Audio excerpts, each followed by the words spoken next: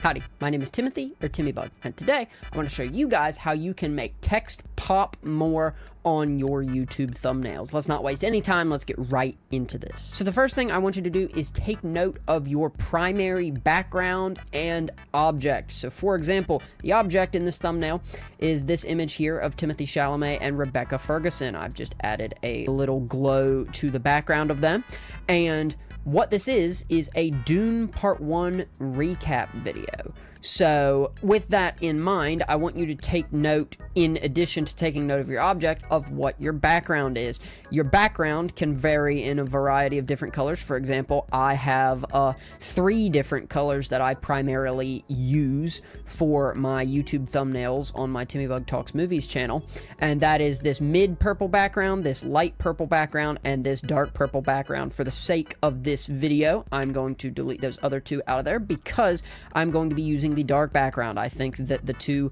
main characters pop the best off the dark background. Now, I am going to go ahead and pull this up real quick. If hypothetically with your thumbnail you wanted to use like this frame from the movie and you wanted to just have that be the case there, I'm going to pop up 3 examples of text here. I want you to tell me which of them you see the best and you see the most instantly. Which of those 3 is the most readable?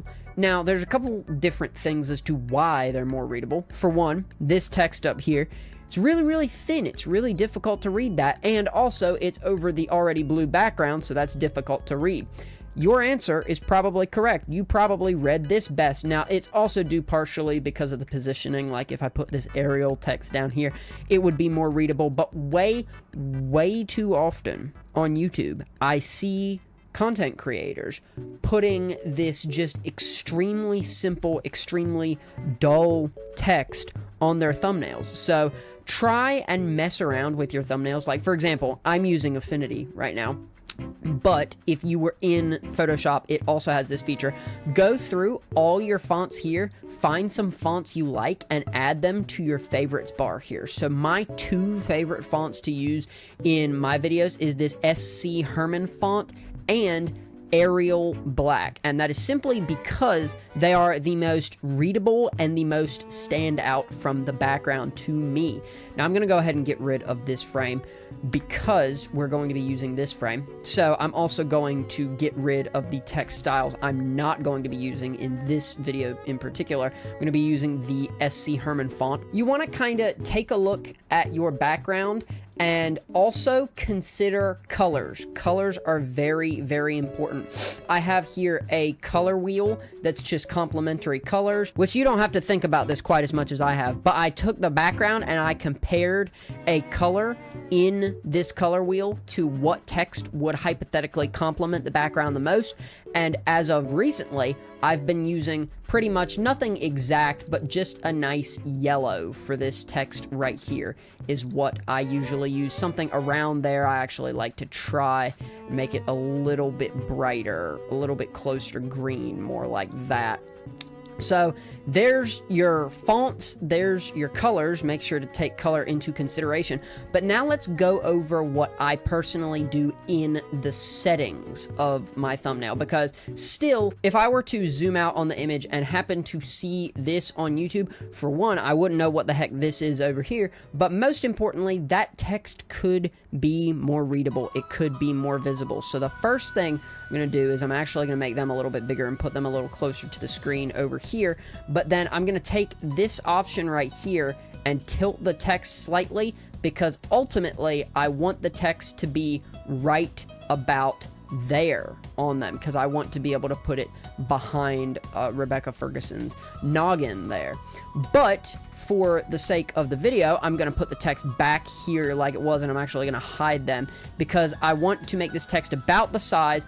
Then I come over here into layer effects, and this is all subjective. This is all completely up to what you think looks best, but to me personally, I like to put, especially on a darker background like this, and you'll see why in just a minute, I like to put a black outline around the text of around 10 to 13 points. You can do whatever you want to, whatever looks the best to you personally. And then I also like to add a small inner glow, nothing too obnoxious, but something to just make the inside of the text stand out a bit more.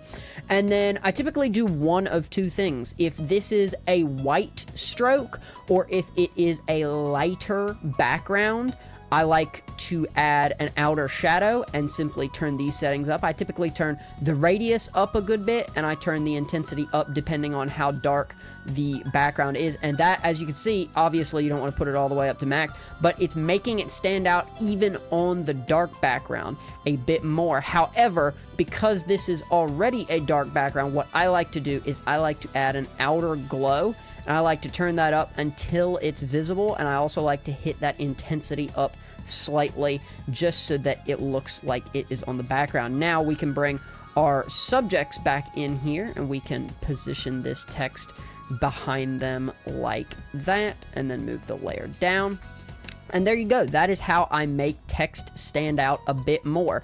You can use these tools on the side to kind of angle where your text is going. You can twist the text like that. I'm not a graphic designer by any means, but I have been making YouTube thumbnails for a very long time, and these are just some of the personal things that I do to make the text stand out more from the background. I consider the background, I consider the subjects, consider the font that you're using, as well as the colors, and then I typically add either a white or black stroke depending on the lightness and darkness of the actual text.